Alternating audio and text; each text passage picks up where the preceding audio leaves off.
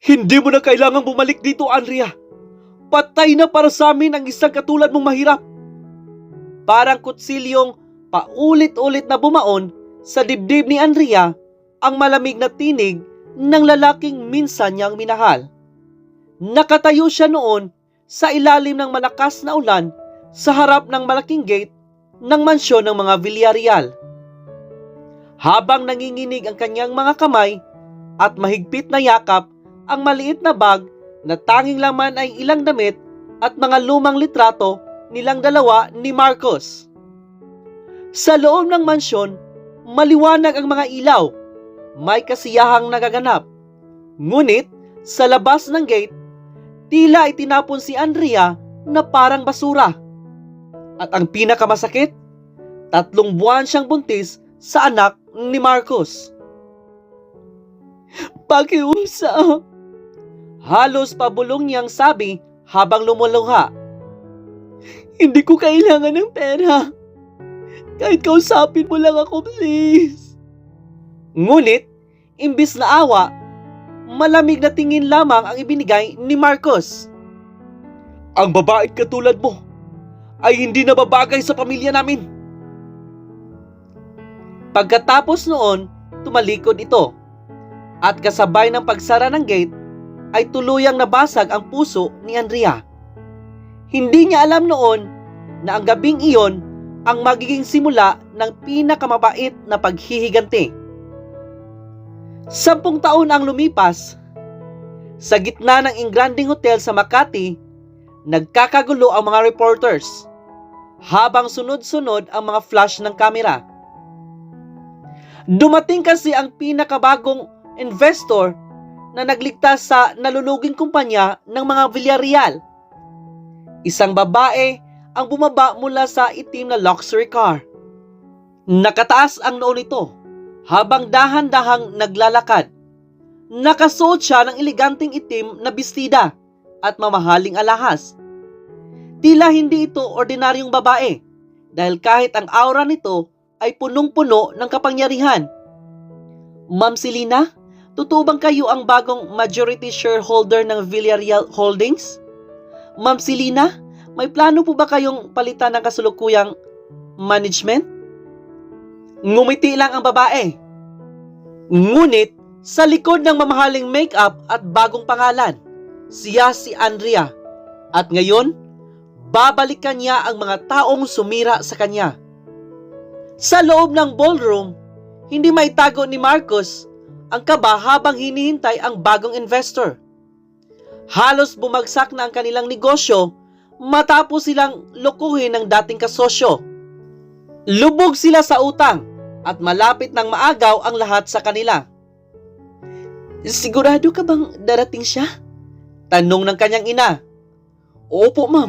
Siya lang ang pag-asa natin.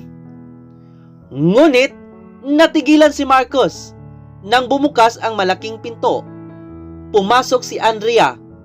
Hindi, si Selena. At sa unang tingin pa lang niya ay namutla na siya agad. Imposible. Patay na sa alaala niya ang babaeng iyon. Ngunit bakit parang bumalik ito upang wasakin ang lahat? Ngumiti si Andrea habang dahan-dahang lumapit sa kanila. Magandang gabi. Malamig niyang bati. Halos mawala ang boses ni Marcos.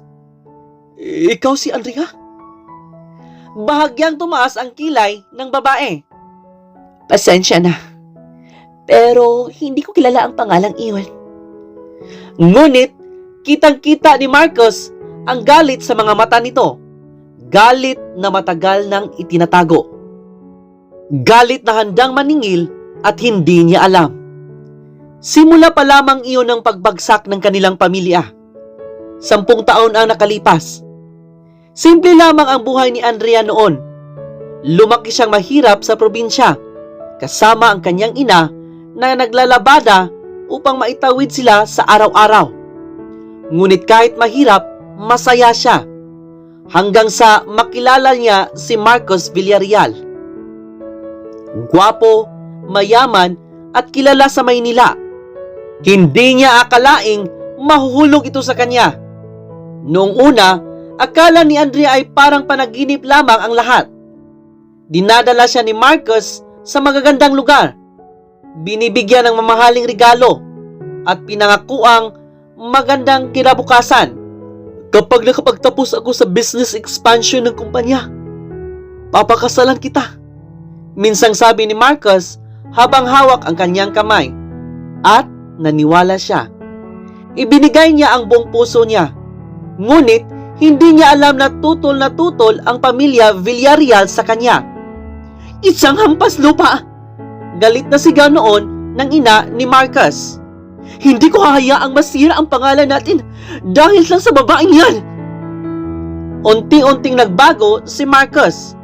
Naging malamig, mailap, at dumating ang gabing tuluyan na siyang itinaboy nito. Pagkatapos noon ay nawala ng trabaho si Andrea. Napalayas pa sila sa inuupahang bahay dahil sa hindi nabayarang renta. Halos mawalan sila ng makain ng kanyang inang may sakit. Hanggang isang trahedya ang tuluyang sumira sa kanya. Isang gabi, inatake sa puso ang kanyang ina. Dinala niya ito sa ospital, ngunit walang gustong tumanggap dahil wala silang pambayad. At sa kanyang mga bisig, tuluyang namatay ang kanyang ina. Doon unang namatay ang dating Andrea. Doon nagsimulang mabuo ang galit. Galit na ipinangako niyang balang araw ay ipaparanas niya sa mga Villarreal. Ma'am Selena? Naputol ang kanyang alaala nang tawagin siya ng assistant. Nasa presidential suite na siya ngayon habang pinagmamasdan ang skyline ng Maynila. Handa na po ang meeting. Tumango siya. Hindi niya narating ang posisyon niya ngayon nang basta-basta lamang. Matapos siyang mawala ng lahat noon, muntik na rin siyang mamatay sa gutom. Ngunit, isang matandang babae ang tumulong sa kanya sa Hong Kong, kung saan siya nagtatrabaho bilang waitress. Hindi niya alam na ang matandang iyon ay si Doña Carmen Monteverde, isang bilyonaryang walang anak. Nakita ng matanda ang sipag at talino ni Andrea. At nang mamatay ito, makalipas ang ilang taon, lahat ng ari-arian nito ay iniwan kay Andrea. Mula sa pagiging ape, naging isa siya sa pinakamapangyarihang babae sa Asya. At ngayon ay bumalik siya upang tapusin ang sinimulan. Pagpasok niya sa conference room ng Villarreal Holdings, lahat ay agad tumayo. Ngunit halatang tensyonado si Marcus. Hindi maalis ang tingin nito sa kanya. Miss Selena Monteverde? Formal nitong bati. Ngumiti si Andrea. Relax, Mr. Villarreal. Hindi ako nandito para makipag-away. Ngunit sa isip niya, kabaliktaran noon ang tunay niyang pakay. Habang nagpapatuloy ang meeting, ay isa-isang inilatag ni Andrea ang mga kondisyon niya. At bilang bagong majority shareholder, ako na ang magdidesisyon sa lahat ng operasyon ng kumpanya. Halos mawala ng kulay ang mukha ng ina ni Marcus. Ibig mong sabihin, kontrolado mo ang kumpanya namin? Bahagyang ngumiti si Andrea. Yes. At sa isang iglap, ang dating babaeng tinatapakan nila noon ang may hawak na ngayon ng kanilang kapalaran.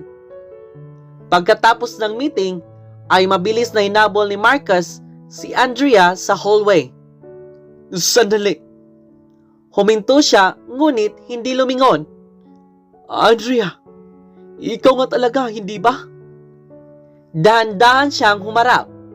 At sa unang pagkakataon, matapos ang 10 taon, nagtama muli ang kanilang mga mata. Bakit ka bumalik? Mahinang tanong ni Marcus. Napangiti siya. Ngunit walang init ang ngiting iyon. Para maningil. Nanlamig si Marcus. At bago pa ito magsalita, ay tuluyan na siyang naglakad palayo. Hindi alam ni Marcus na ang babaeng minsan niyang sinaktan ay mas mapanganib na ngayon kaysa sa dati. At hindi rin nila alam na may mas malaki pang sikreto si Andrea. Isang sikretong kayang sumira ng tuluyan sa pamilya Villarreal dahil ang batang ipinagbuntis niya noon ay buhay pa. Hindi makatulog si Marcus ng gabing iyon. Paulit-ulit na bumalik sa isip niya ang mukha ni Andrea o Selena Monteverde na ngayon. Hindi niya akalaing muli niya itong makikita, lalo na sa ganoong paraan. Hindi na ito ang dating mahinhin at inusinting babae. Umiiyak sa ilalim ng ulan habang nagmamakaawang huwag siyang iwan. Ang babaeng bumalik ay malamig na, mapanganib at higit sa lahat makapangyarihan.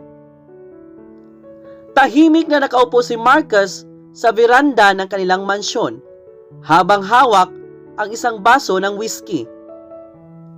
Mula roon ay tanaw niya ang malawak nilang hardin. Ngunit kahit ganon kaganda ang paligid ay hindi mawala ang bigat sa kanyang dibdib. Hindi ka pa natutulog? Napalingon siya nang marinig ang boses ng kanyang ina na si Doña Beatriz. Lumapit ito habang nakasuot ng mamahaling silk robe, ngunit halatang hindi rin mapakali. Ma'am? Napabuntong hininga siya. Si Andrea talaga yun.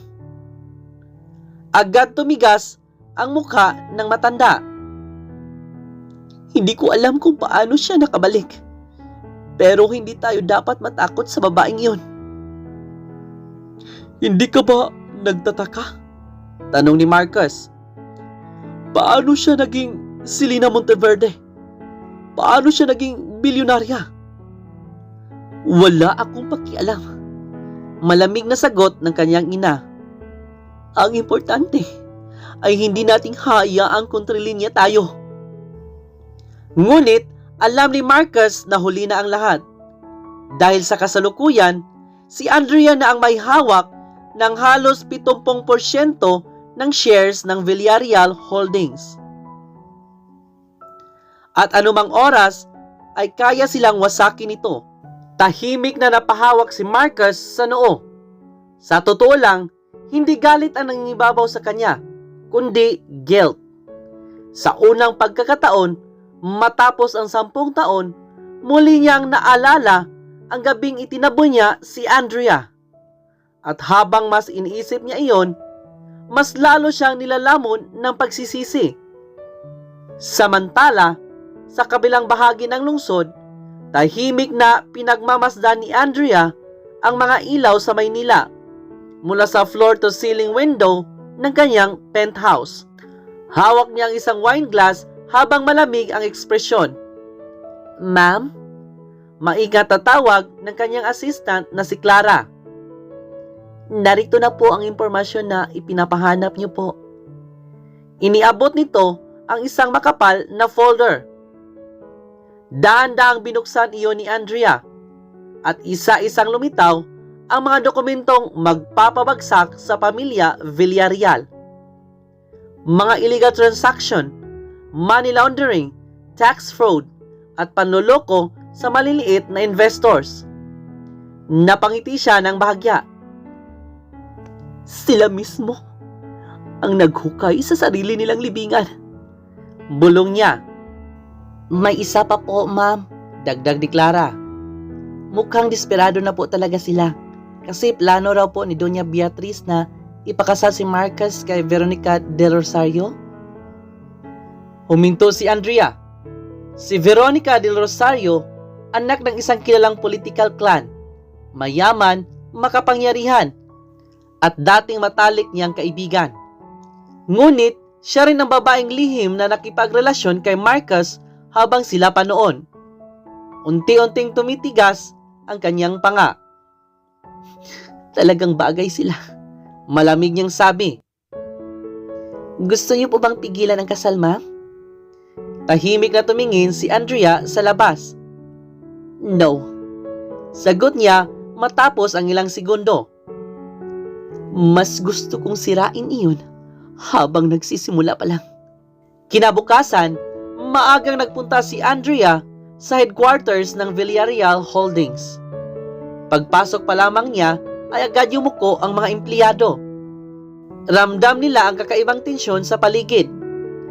Dati, ang mga Villarreal ang pinakamakapangyarihan sa gusaling iyon. Ngayon, may bago ng reyna. Habang naglalakad si Andrea sa hallway, ay nakita niya ang ilang empleyadong palihim na nagbubulungan. Siya raw ang bagong owner? Grabe, sobrang ganda niya. Pero bakit parang takot na takot si Mr. Marcus sa kanya?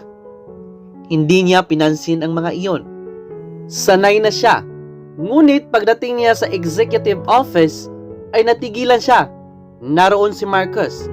Tahimik itong nakatayo malapit sa kanyang desk habang tila naghihintay. Anong kailangan mo? Malamig niyang tanong. Saglit na natahimik si Marcus bago nagsalita. Pwede ba tayong mag-usap? About what? About us. Bahagyang natawa si Andrea. Us? Ulit niya. May tayo pa ba? Halatang nasaktan si Marcus, ngunit pinilit nitong lumapit. Andrea, alam kong nasaktan kita noon. Nasaktan? Mapait siyang ngumiti. Hindi mo lang ako sinaktan, Marcus. Sinira mo ang buhay ko. Natahimik ang lalaki. At sa unang pagkakataon, ay nakita ni Andrea ang guilt sa mga mata nito. Hindi ko ginusto iyon. Mahinang sabi ni Marcus. Pinilit ako ng pamilya ko. Tumigil ka! Malamig ang kanyang tinig. Huwag mong gawing dahilan ang pamilya mo, Marcus. Para sa sarili mong duwag na desisyon. Tumama iyon kay Marcus. Tahimik itong napayuko. At kung narito ka para humingi ng tawad, sorry, huli na. Ngunit bago pa makasagot si Marcus, ay biglang bumukas ang pinto. Pumasok si Veronica. Nakatayo ito roon habang nakasuot ng mamahaling puting dress at agad ng laki ang mga mata nang makita si Andrea. Ikaw? Ngumiti si Andrea. Hello, Veronica. Halatang hindi makapaniwala ang babae. Akala ko nawala ka na. Disappointed ka ba dahil buhay pa ako? Agad na pabaling si Marcus kay Veronica. Anong ginagawa mo dito? Pumunta ako rito para pag-usapan ang engagement party natin. Sagot nito, ngunit hindi inaalis ang tingin kay Andrea. At doon nagsimulang uminit ang paligid. Tahimik na lumapit si Veronica kay Andrea. At ikaw naman, malamig nitong sabi, anong pakay mo dito? Bagyang ngumiti si Andrea. Business. Ngunit, alam nilang lahat na higit pa roon ang tunay niyang pakay. Tinitigan siya ni Veronica mula ulo hanggang paa. Hindi maikakaila, mas lalo pang gumanda si Andrea ngayon. Mas elegante, mas classy, at higit sa lahat, mas mataas na estado kaysa sa kanilang lahat. Ramdam ni Veronica ang kakaibang kaba. Dahil sa unang pagkakataon, may babaeng kayang maagaw sa kanya ang lahat. At kung iniisip mong maagaw mo ulit si Marcus, nag-aaksaya ka lang ng oras. Ngumiti si Andrea. Ngunit malamig ang kanyang mga mata. Relax, Veronica. Hindi ako interesado sa basurang itinapon ko na. Parang sinampal si Marcus sa sinabi niyang iyon at halatang napahiya si Veronica. Ngunit bago pa lumala ang tensyon ay tumunog ang cellphone ni Andrea. Agad nagbago ang ekspresyon ng kanyang mukha nang makita ang caller ID. Excuse me. Lumabas siya ng opisina at agad sinagot ang tawag. Nami? Agad lumambot ang kanyang mukha nang marinig ang masayang boses ng isang bata. "Oh, kumusta ng baby ko?" Mahina niyang tanong. "Natapos ko na po yung drawing ko, Mami. Uuwi po ba kayo agad?" Napangiti siya. "Oo, mamaya. Ikukuha kita ng favorite mong ice cream." Ngunit sa di kalayuan, hindi niya napansin si Marcus na nakatayo malapit sa hallway at narinig nito ang salitang iyon, "Mami." Nanlamig ang kanyang buong katawan. Dahan-dahan siyang napaatras habang mabilis ang tibok ng kanyang puso. "Hindi. Imposible." Halos mawalan siya ng hininga habang pilit binubuo ang posibilidad na matagalan niyang iniiwasan. Kung may anak si Andrea, ilang taon na kaya ito? At bakit pakiramdam niya may mas malaking katotohanang unti-unti nang lumalantad? Hindi mapakali si Marcus matapos marinig ang tawag ni Andrea. Paulit-ulit na umikilkil sa isip niya ang mga salitang iyon, "Mami." Buong gabi siyang hindi nakatulog habang paulit-ulit na binalikan ang nakaraan. Ang gabing itinaboy niya si Andrea, ang pag-iyak nito sa ilalim ng ulan, at higit sa lahat, ang huling sinabi nito bago siya tuluyang umalis, "May anak tayo, Marcus." Mariin niyang ipinikit ang mga mata. Noon ay hindi niya pinaniwalaan si Andrea. Inisip niyang desperado lamang itong pigilan siya. At higit sa lahat, at dahil sa galit at pressure mula sa kanyang pamilya, pinili niyang talikuran ito. Ngunit paano kung nagsasabi pala ito ng totoo? Mabilis siyang napabangon mula sa kama at agad tinawagan ang kanyang private investigator. "Kailangan ko ng impormasyon tungkol kay Selena Monteverde." Seryoso niyang utos. "Lahat, pati pamilya niya." "Copy, sir." Pagkababa niya ng tawag, ay tahimik siyang napaupo. At habang mas iniisip niya ang posibilidad, mas lalo siyang nilalamon ng konsensya. Samantala, sa loob ng isang exclusive international school sa Taguig, nakangiting pinagmamasdan ni Andrea ang 8 taong gulang na batang lalaking masayang tumatakbo papunta sa kanya. "Mami!" Agad siyang niyakap nito. At sa unang pagkakataon, sa maghapong iyon, tunay siyang ngumiti. "Oh, kumusta ang school, anak?" Tanong niya habang hinaplos ang buhok ng bata. "Alam mo, Mami, perfect score ako ngayon." "Oh, very good." Masayang tumawa ang bata bago nito hinawakan ang kamay ng kanyang ina. Ang batang si Adrian ang naging dahilan kung bakit siya bumangon matapos siyang wasakin ng nakaraan. Noong buntis siya at walang-wala, maraming bisis niyang naisip na sumuko. Ngunit sa tuwing mararamdaman niyang gumagalaw ang batang nasa sinapupunan niya noon, nagkakaroon siya ng lakas. Si Adrian ang naging dahilan kung bakit pinili niyang mabuhay. "Mami?" Biglang tanong ng bata habang naglalakad sila palabas ng school. "Bakit parang malungkot ka?" Natigilan si Andrea. Matalino si Adrian para sa kanyang edad. Mabilis itong napapansin kapag may bumabagabag sa kanya. "Pagod lang si Mami sa work, anak." "Dahil ba iyon sa bad guys?" Napangiti siya ng bahagya. "Anong bad guys?" "Yung mga taong nanakit po sa inyo." Biglang kumirot ang dibdib ni Andrea. Hindi niya alam kung paano, pero tila ramdam ng anak ang lahat ng sakit na matagal niyang itinatago. Lumuhod siya upang mapantayan ang bata. "Listen to me, Adrian. Ano man ang mangyari, hindi kita kaya ang masaktan, okay?"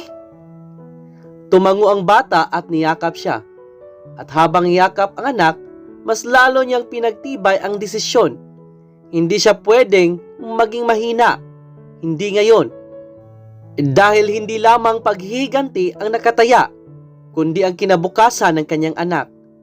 Kinabukasan, isang malaking balita ang gumugulantang sa buong business world. Villarreal Holdings stocks continue to crash. News shareholder plans major restructuring. Possible bankruptcy looms over Villarreal empire. Galit na galit si Doña Beatriz habang ibinabagsak ang dyaryo sa mesa. Walang kwenta! Ano bang ginagawa ng board? Tahimik lamang si Marcus habang binabasa ang financial reports. Alam niyang wala na silang control. Simula nang makuha ni Andrea ang majority shares. Sunod-sunod na investor ang umatras sa kanila at tila planado ang lahat. Marcus, seryosong sabi ng kanyang ina, kailangan mong pakasalan si Veronica sa lalong madaling panahon. Napatingin siya rito. Ma'am, kailangan natin ng koneksyon ng pamilya Del Rosario. Kung hindi, tuluyan tayong lulubog. Napahawak si Marco sa noo. Hindi niya mahal si Veronica. Matagal na panahon na rin mula nang maging totoo siya sa relasyon nilang dalawa. Isa lamang iyong kasunduang pangnegosyo. Ngunit ngayon, mas lalo niyang nararamdaman ang pagkakulong. At ang pinakamasakit, habang nakikita niyang unti-unting bumabalik si Andrea sa buhay niya, doon niya nare-realize kung gaano kalaki ang pagkakamaling ginawa niya noon. Sa kabilang banda, tahimik na nagkakape si Andrea sa rooftop restaurant ng isang 5-star hotel. Nang may biglang umupo sa harapan niya. Hindi niya kailangang tumingala upang malaman kung sino iyon. Matagal ka bang susunod-sunod sa akin? Malamig niyang tanong. Napabuntong hininga si Marcus. Kailangan kong malaman ang totoo. Dahan-dahan siyang tumingin dito. At ano naman ang totoo para sa'yo? Tinitigan siya ni Marcus. May anak ba tayo? Saglit na natahimik ang paligid. Maging ang hangin ay tila huminto. Ngunit, mabilis ding bumalik ang malamig na ekspresyon ni Andrea. Wala kang karapatang magtanong. Please, halos pabulong na sabi ni Marcus. Sabihin mo lang ang totoo. Mapait siyang ngumiti. Bakit? Para ano? Para magpagpanggap kang ama matapos mo kaming talikuran? Parang piniga ang dibdib ni Marcus. Hindi ko alam. Pero pinili mong huwag maniwala. Tumama iyon ng diretsyo sa kanya. Tahimik siyang napayuko at sa unang pagkakataon wala siyang maisagot. Dahan-dahang tumayo si Andrea.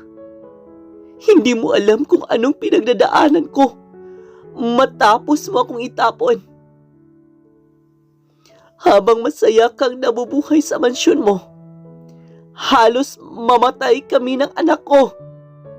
Nanlaki ang mga mata ni Marcus. Anak ko. Hindi niya namalayang napahawak siya sa mesa. So totoo nga. Hindi sumagot si Andrea. Ngunit sapat na ang katahimikan niya upang durugin ang natitirang pag-asa ni Marcus.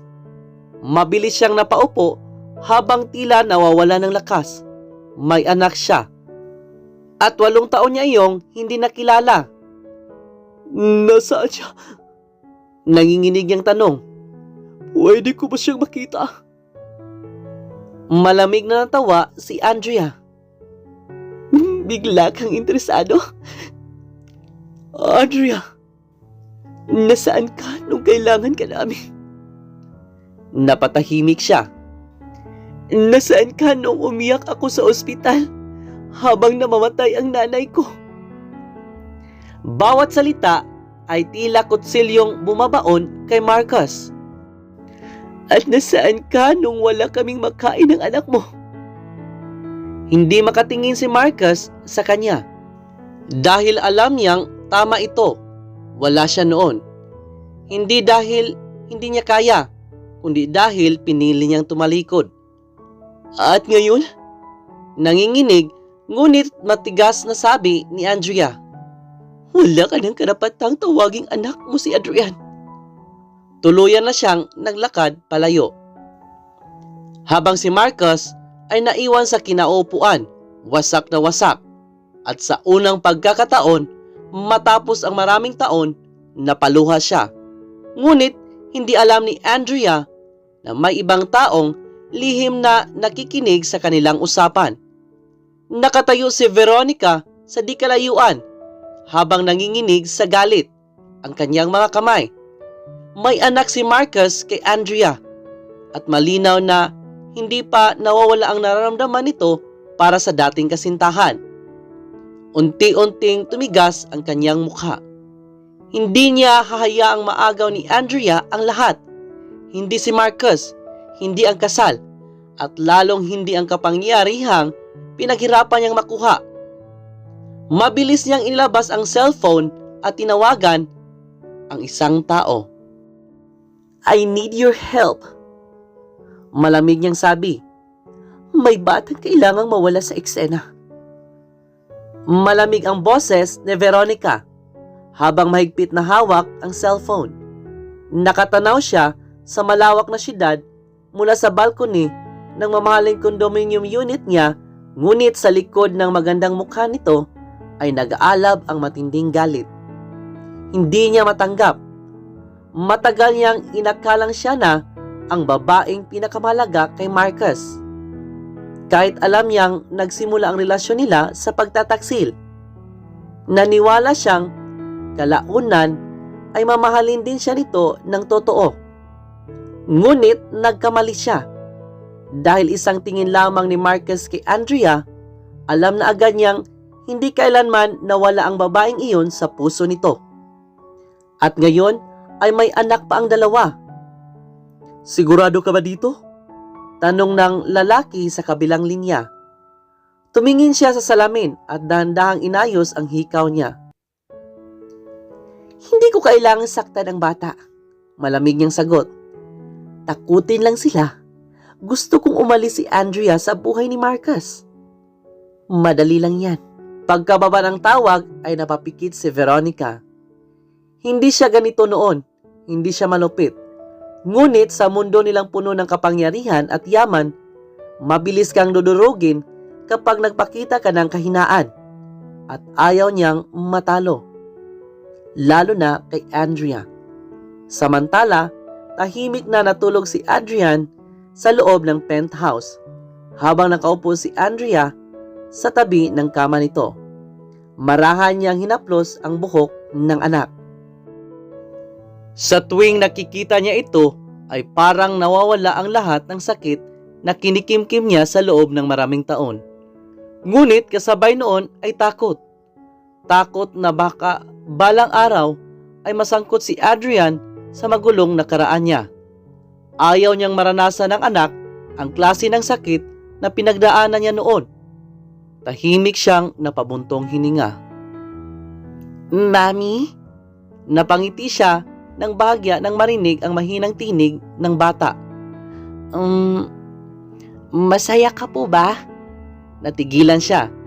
Dahan-dahang tumingin si Adrian sa kanya habang inaantok. "Kapag nakikita kitang malungkot, nalulungkot din po ako." Parang pinipisil ang puso ni Andrea. Hindi niya namamalayang namuo na naman ang luha sa kanyang mga mata. "Sorry, baby." Mahina niyang sabi. "May inaayos lang si Mami." "Dahil po ba iyon sa daddy ko?" Tuluyang natigilan si Andrea. Matagal nang nagtatanong si Adrian tungkol sa ama nito. Ngunit lagi niyang iniwasan ang usapan. Hindi niya alam kung paano ipapaliwanag na ang lalaking dapat sanay unang nagprotekta sa kanila ang mismong sumira sa buhay nila noon. "Mami?" Napapikit siya sandali bago pilit ngumiti. Matulog ka muna. Hindi na nagpumilit si Adrian. Ngunit habang pinagmamasdan niya itong muling makatulog, mas lalo siyang kinain ng konsensya dahil alam niyang hindi niya kayang itago habang buhay ang katotohanan. Kinabukasan, isang emergency board meeting ang ipinatawag ni Andrea sa Villarreal Holdings. Pagpasok niya sa conference room ay agad niyang nararamdaman ang mabigat na tensyon. Naroon si Marcos, Doña Beatriz at ang iba pang board members. Ngunit halatang galit na galit ang lahat. Anong ibig sabihin nito? Sigaw agad ni Doña Beatriz habang ibinabagsak ang folder sa mesa. Kalmado lamang na umupo si Andrea. Ibig sabihin, malamig niyang sagot, magbebenta na tayo ng ilang assets ng kumpanya. Are you insane? Galit itong sabi. Mga property ng pamilya namin ang mga yon. Correction, putol ni Andrea habang diretsong nakatingin dito. Property ng kumpanya. Nanigas ang matanda.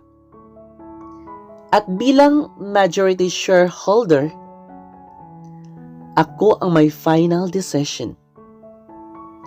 Halos nawala ng kulay ang mukha ni Doña Beatriz. Hindi nila matanggap na ang babaeng minsan lang tinawag na hampas lupa ay kaya na silang utusan ngayon. Ginagawa mo ito para maghiganti? Sigaw nito. Bagyang umiti si Andrea. No, sagot niya. Ginagawa ko ito dahil incompetent kayo. Napatayo si Doña Beatriz sa sobrang galit. Wala kang utang na loob.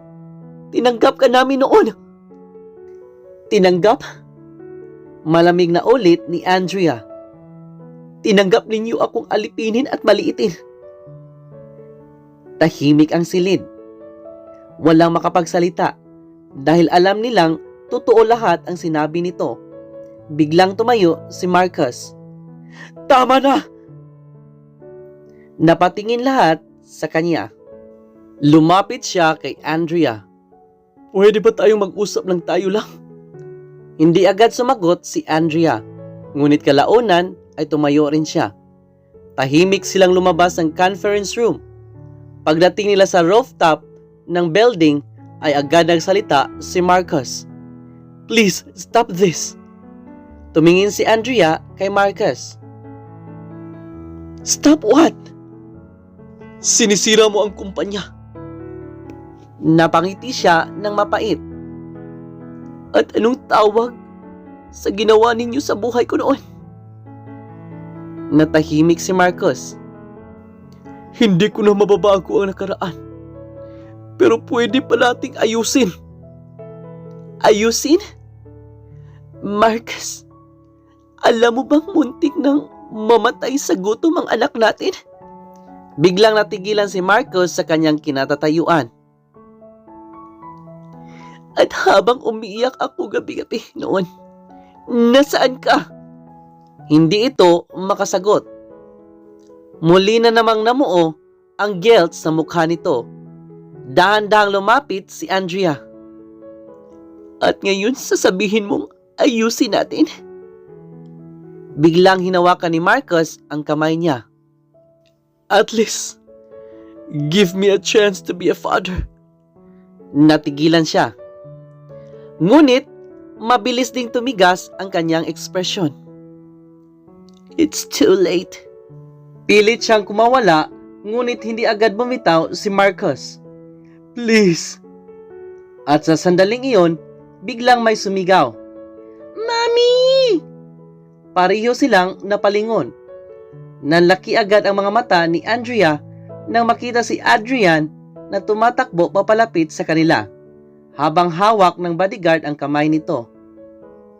Adrian? Gulat niyang sabi. Ngunit, bago pa siya makalapit, may isang lalaki naka-helmet ang mabilis na sumulpot mula sa parking area.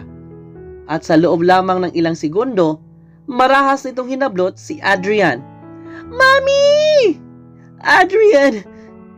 Nayanig ang buong katawan ni Andrea habang mabilis na nagkagulo sa paligid. Bitawan mo siya! Sigaw niya. Ngunit mabilis na kinarga ng lalaki ang bata at tumakbo papunta sa isang van. Halos mawala ng ulirat si Andrea habang pilit humahabol. Ngunit may naunang kumilos, si Marcus. Mabilis nitong sinugod ang lalaki at malakas na sinuntok. Bumagsak ang kidnapper habang nakapikit si Adrian sa ama nito. Daddy? Natigilan ang lahat, pati si Marcus. Parang huminto ang mundo nang marinig niya ang salitang iyon, Daddy. Mahigpit na nakakapit si Adrian sa kanya habang umiiyak. At doon tuluyang nabasag ang natitirang pader sa puso ni Marcus. Dahil sa unang pagkakataon, niyakap niya ang sarili niyang anak. Ngunit sa di kalayuan, nakatayo si Veronica sa loob ng sasakyan nito habang nanlalamig ang mukha. At mas lalong naging malapit sina Marcus at Andrea dahil dito. Unti-unting tumigas ang kanyang ekspresyon habang nakatitig kay Adrian. Mukhang hindi sapat ang simpleng pananakot. At kung kinakailangan, handa siyang gumawa ng mas masama. Paulit-ulit na umalingaw sa isip ni Marcus ang salitang iyon habang yakap niya si Adrian sa rooftop ng Villarreal Holdings. Mahigpit na nakakapit ang bata sa kanyang polo habang umiiyak sa takot. At sa unang pagkakataon, matapos ang maraming taon, may bahagi sa puso ni Marcus na tuluyan ng nadurog. Anak niya ito, dugo niya, at 8 taon niya itong hindi nakilala. Dahan-dahan niyang hinaplos ang likod ng bata habang pilit pinapakalma ito. It's okay. Safe ka na. Ngunit, mas lalong kumirot ang dibdib niya nang mapagtantong wala siyang karapatang sabihin iyon. Dahil kung hindi niya itinaboy noon si Andrea, hindi sana lumaking walang ama ang anak niya. Adrian! Mabilis na lumapit si Andrea at agad niyakap ang bata palayo kay Marcus. Baby, are you hurt? Nanginginig niyang tanong habang sinusuri ito. Umiling si Adrian, ngunit halatang takot pa rin. Mami, umiiyak nitong sabi. Akala ko hindi na kita makikita. Tuluyang napaluha si Andrea habang niyayakap ang anak. At habang pinagmamasdan sila ni Marcus, mas lalo niyang na-realize kung gaano karaming taon ang nawala sa kanya. Mga taon na hindi niya maibabalik kailanman. Makalipas ang ilang minuto ay dumating ang mga pulis upang hulihin ang lalaking nagtangkang kumidnap kay Adrian. Ngunit bago pa man ito may sakay sa police car, ay mabilis na hinablot ni Marcus ang kwelyo nito. Sino nag-utos sa'yo? Galit niyang sigaw. Ngunit ngumisi lamang ang lalaki kahit may dugo sa labi. Hindi mo kayang protektahan ang pamilya mo. Nanlaki ang mga mata ni Andrea. Pamilya? Mabilis niyang napansin ang kakaibang tingin ng lalaki kay Veronica na noon ay nakarating lamang kunwari ay nag-aalala. At doon siya nakaramdam ng matinding kutob. Tahimik na nagkatinginan sina Andrea at Veronica. Ngunit sapat na ang ilang segundong iyon upang malaman niyang may tinatago ang babae. Kinagabihan, tahimik lamang na nakaupo si Adrian sa sala ng penthouse habang mahigpit na yakap ang stuffed toy nito. Hindi pa rin mawala ang takot sa mukha ng bata. Lumapit si Marcus, dala ang isang baso ng mainit na gatas. Hey, chum? Nag-angat ng tingin si Adrian. Halatang nailang pa rin ito. Dahan-dahang umupo si Marcus sa harap niya. Sorry. Mahinang sabi niya. Hindi kita naprotektahan agad. Tahimik ang bata. Ngunit maya-maya ay nagsalita rin ito. Galit po ba kayo sa akin? Parang pinipiga ang puso ni Marcus. What? No. Sabi po kasi ni Mami, matagal na kayong wala. Hindi agad makasagot si Marcus dahil alam niyang wala siyang maidadahilan. Hindi niya kayang sabihin na isang inosenteng bata na naging duwag siya noon. Kaya marahan niyang hinawakan ang maliit nitong kamay. Hindi ako galit sa iyo. Mahina niyang sabi. At kung papayag ka, gusto kong bumawi.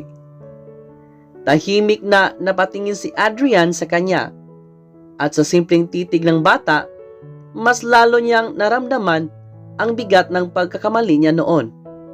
Samantala, sa kabilang bahagi ng syudad, galit na galit si Veronica habang binabato ang mga gamit sa loob ng condo unit niya. Walang kwenta! Sigaw niya habang nanginginig. Palpak ang plano at mas lalong naging malapit si Marcus sa anak nito. Biglang tumunog ang cellphone niya. Ma'am? Mahinang sabi ng lalaki sa kabilang linya.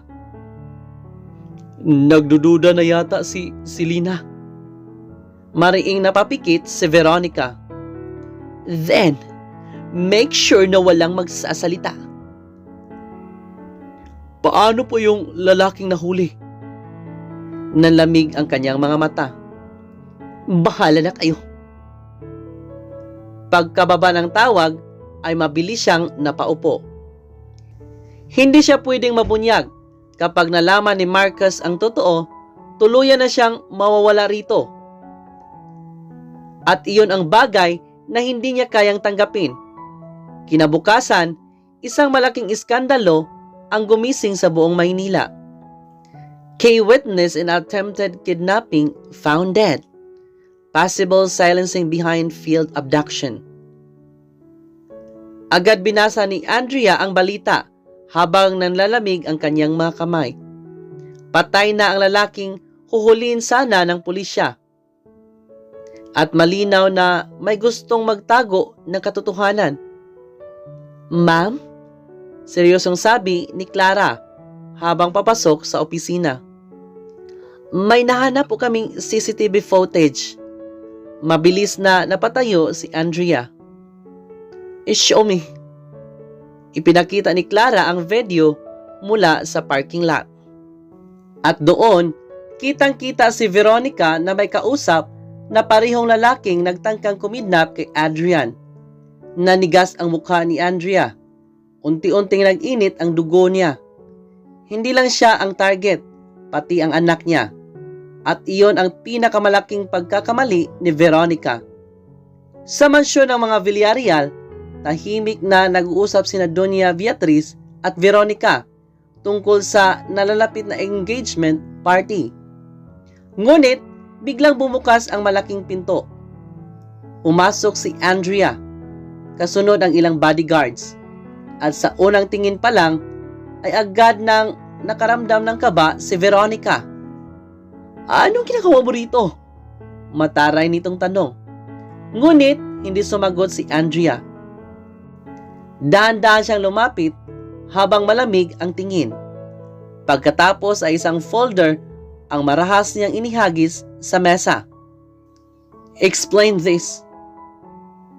Nanlaki ang mata ni Veronica nang makita ang screenshots mula sa CCTV footage. Hindi ko alam. Sinubukan mong ipadukot ang anak ko? Tahimik ang buong sala. Maging si Doña Beatriz ay natigilan. What? Gulat nitong sabi habang napatingin kay Veronica. Ngunit mabilis na umiling ang babae. She's lying! Ngumiti si Andrea, ngunit puno ng galit ang mga mata niya. Talaga ba? Kasabay noon ay pumasok si Marcus mula sa hagdanan. At ano naman ang nangyayari rito? Mabilis siyang napatingin sa folder at habang binabasa ang laman niyon, unti-unting nawala ng kulay ang mukha niya. Veronica! Mahina niyang sabi. Marcus, listen to me. Ginawa mo ito sa anak ko. Halos umugong ang sigaw niya sa buong mansyon. Ngayon lamang nakita ni Andrea ang ganoong klase ng galit kay Marcus. Lumapit ito kay Veronica habang nanginginig ang mga kamay. Bakit? Napaluha ang babae. Dahil mahal kita, Marcus. Sigaw nito. Hindi ko kayang makita kayong magkabalikan. Baliw ka na! Galit na sigaw ni Marcus. Ngunit mas lalong naging emosyonal si Veronica. Kasalanan mo to. Umiiyak nitong sabi habang nakatingin kay Andrea. Kung hindi ka bumalik, magiging maayos sana ang lahat. Dahan-dahang lumapit si Andrea. At dahil doon, malamig niyang sabi, handa mong ipahamak ang inosenteng bata? Hindi nakasagot si Veronica dahil alam nitong wala nang lusot. Mabilis na pumasok ang mga pulis sa loob ng mansyon at habang pinusasan si Veronica, punong-puno ng galit at puot ang tingin nito kay Andrea. Hindi pa ito tapos. Mahina nitong sabi. Ngunit kalmado lamang si Andrea. Hindi. Sagot niya. Tapos na. Tuluyang isinakay si Veronica sa police car habang nagkakagulo ang media sa labas ng mansyon. At sa unang pagkakataon, matapos ang maraming taon, naramdaman ni Andrea na unti-unti nang nababawasan ang bigat sa dibdib niya. Ngunit hindi pa tapos ang lahat. Dahil habang tahimik siyang nakatayo sa hardin ng mansyon, dahan-dahang lumapit si Marcus. At ano na ngayon? Mahinang tanong nito. Hindi siya agad sumagot. Tahimik lamang siyang tumingin sa kalangitan. Hindi ko alam. Pwede pa bang akong bumawi? Napapikit si Andrea. Maraming taon ng sakit, galit, pagtataksil. Hindi iyon kayang burahin ng simpleng paghingi ng tawad. Ngunit nang maalala niya ang masayang mukha ni Adrian habang kausap si Marcus, unti-unting lumambot ang bahagi ng puso niyang matagal niyang ikinandado. Hindi para sa atin, mahina niyang sabi. Bahagyang bumagsak ang mukha ni Marcus. Pero, dagdag niya habang tumingin dito, baka para kay Adrian. At sa unang pagkakataon, matapos ang napakaraming taon, may munting pag-asang muling nabuo sa pagitan lang dalawa. Habang sa di kalayuan, masayang tumatakbo si Adrian papunta sa kanila. At sa wakas, hindi na siya nag-iisang bata naghintay sa ama niyang kailanman ay hindi dumating. At dito na po nagtatapos ang kwento natin ngayon. Sana'y meron po tayong napulot na aral. God bless us all.